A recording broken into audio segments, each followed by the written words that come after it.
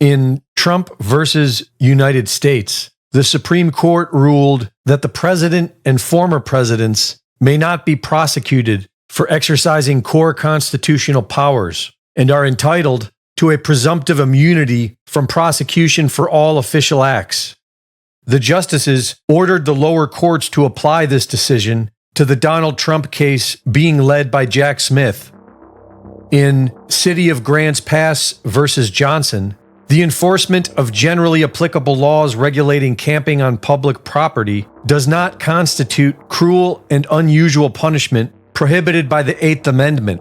The Supreme Court has ruled that the law which disallows people from sleeping on public streets can be enforced against the homeless population.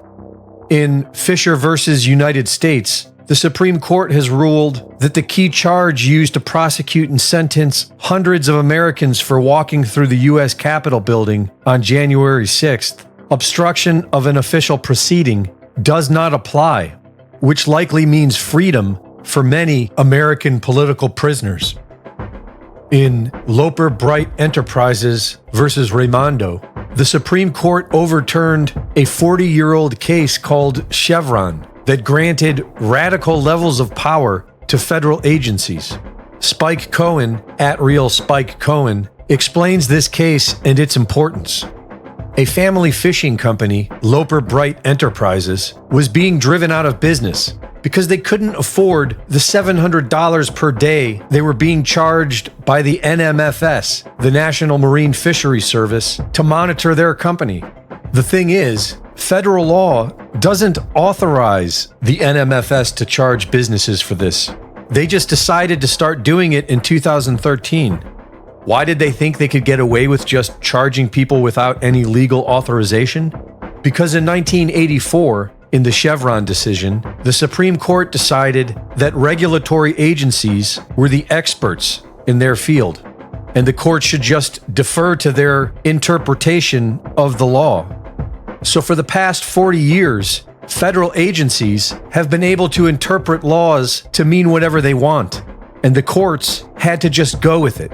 It was called Chevron Deference, and it put bureaucrats in charge of the country. It's how OSHA, the Occupational Safety and Health Administration, was able to decide that everyone who worked for a large company had to get the jab or be fired. No law gave them that authority. They just made it up. It's how the ATF, the Bureau of Alcohol, Tobacco, Firearms, and Explosives, was able to decide a piece of plastic was a machine gun. It's how the USDA's Natural Resources Conservation Service, the NRCS, is able to decide that a small puddle is a protected wetland.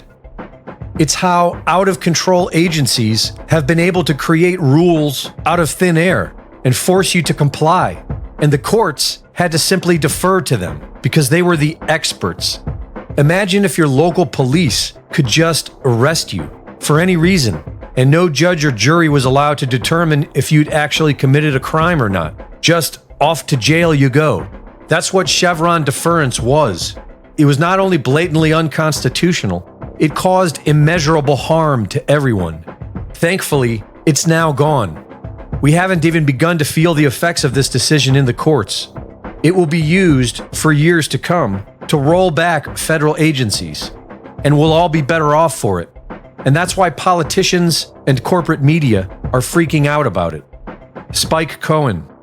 In an era of bad news, the U.S. Supreme Court has brought us some good tools that we the people can wield to work on restoring America. Happy Independence Day.